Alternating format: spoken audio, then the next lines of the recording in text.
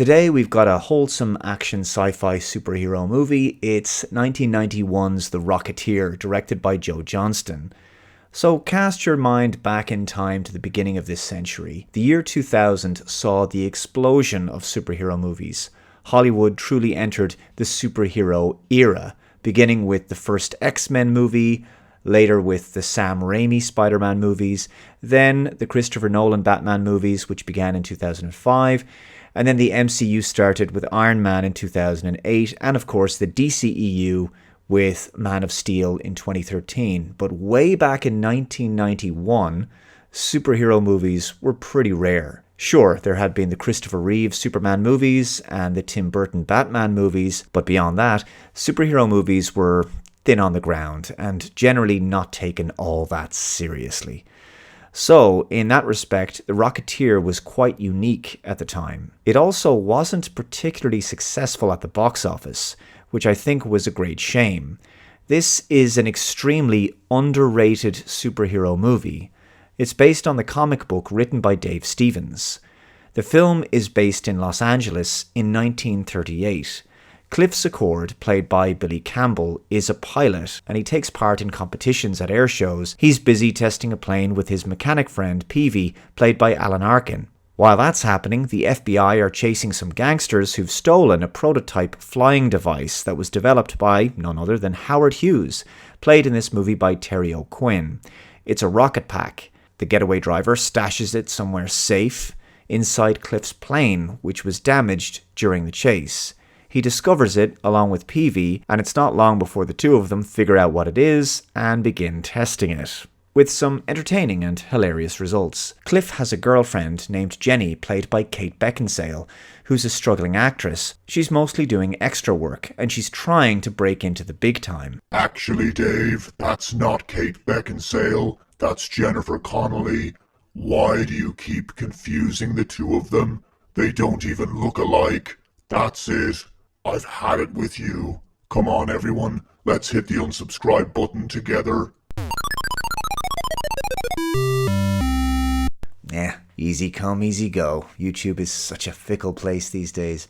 So anyway, Jenny, played by Jennifer Connelly, has a small role in a new Neville Sinclair film. He's a famous actor in Hollywood, and also secretly determined to get his hands on the rocket pack for his own reasons, and he's played by Timothy Dalton.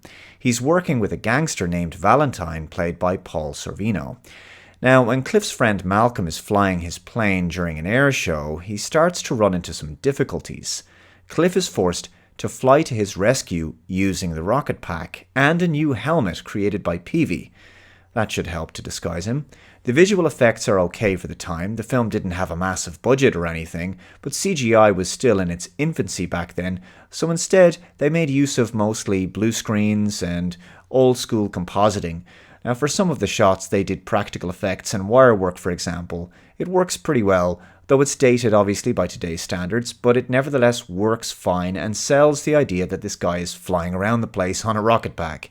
Sinclair gets wind that Jenny's boyfriend has the rocket pack, and so he decides to try to seduce her by bringing her out to dinner to a fancy place. But the goons show up and a shootout ensues, with the FBI, the gangsters and Sinclair all trying to get a hold of the rocket pack, and Jenny taken hostage in order to force Cliff to hand it over. This is all leading to a final action showdown taking place at Griffith Observatory. But first, Jenny discovers a hidden room at Sinclair's home where she finds schematics for a rocket pack. Also, there's a radio, which she tries to use, and she finds that there's some man speaking in German on the other end of it. And a small book with a symbol of the Nazi Party. Because it turns out Sinclair is one of Hollywood's favourite villains, the Nazis. And they're building a fleet of these rocket packs. Uncle Sam can't be letting that happen. After a shootout with some Nazis, there's a final action sequence that takes place on a German airship. Plenty of fisticuffs ensue, and it's a great and really enjoyable final action sequence to the film. And there's a battle with the gigantic henchman Lothar, played by Tiny Roy Taylor. The rocket pack is ultimately sacrificed when Sinclair gets his hands on it, but Cliff had removed a piece of chewing gum that had been used as a seal over the leaking fuel tank. Sinclair blows up after crashing into the Hollywood land sign. shaving off the last 4 letters, which always seemed unnecessary anyway. The film ends with Cliff getting the girl, Howard Hughes rewarding them with a plane, and Peavy getting the schematics Jenny found in Sinclair's home. He has plans to build a new rocket pack, because there were plans for a sequel, which didn't happen.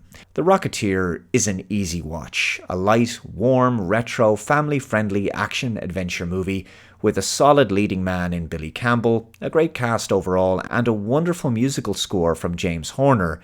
Though the main theme is great by itself, there's a few familiar notes that sound reminiscent of Star Trek 2 and 3, as well as a few that sound like early precursors for Titanic and Deep Impact, which would of course come later. There's also a few other familiar faces among the cast.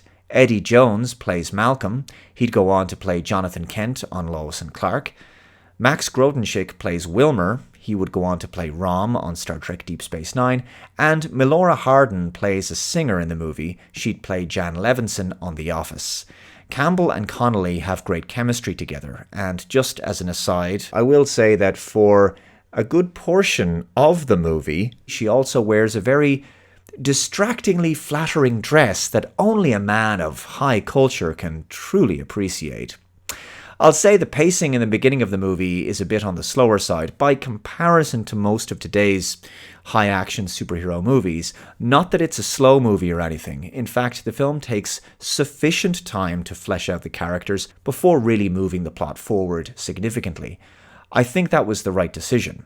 Our hero, Cliff Secord, is just a normal guy with no superpowers who wants to be a stunt pilot and win competitions with his mechanic Peavy, and he wants to have a relationship with Jenny. One day he discovers a rocket pack that allows him to fly around, and he uses this newfound power for good. Timothy Dalton is always wonderful and scene-stealing and brings a menace and a theatrical performance to Sinclair, so he makes a great foil for Campbell's character of Secord. It's a classic traditional swashbuckler story about a normal guy who becomes a hero and just wants to be with his girl and get back to doing what he loves the most, which is flying planes competitively. He unwittingly gets caught up in a major issue of national security. He has to make difficult decisions and learn what kind of a man he is in the process. We don't generally get these kinds of movies these days. Sure, it's a bit campy here and there. There's a little bit of slapstick type humor now and again, and that was quite common for superhero movies back then. But it's also just a very good time, and Billy Campbell really shines in the main role. And it has to be said that Jennifer Connelly also puts in a great performance as Jenny. Incidentally, just as a piece of trivia here for you, Billy Campbell was originally the first choice to play William T. Riker on Star Trek The Next Generation. He would, of course, appear on Star Trek The Next Generation's second season episode, The Outrageous O'Connor, playing the role of Thadian O'Connor, a role that he would return to twice in the Star Trek Prodigy episodes Crossroads and Masquerade. And yes, that was Terry Hatcher on Star Trek The Next Generation. But anyway, to conclude, guys, I will say that Rocketeer is extremely underrated and another film that I can highly recommend if you haven't seen it before or if you haven't seen it in a while. Thanks very much for watching. Take care. Please subscribe to the channel, hit that like button, share the video, and I'll see you next time. Bye-bye.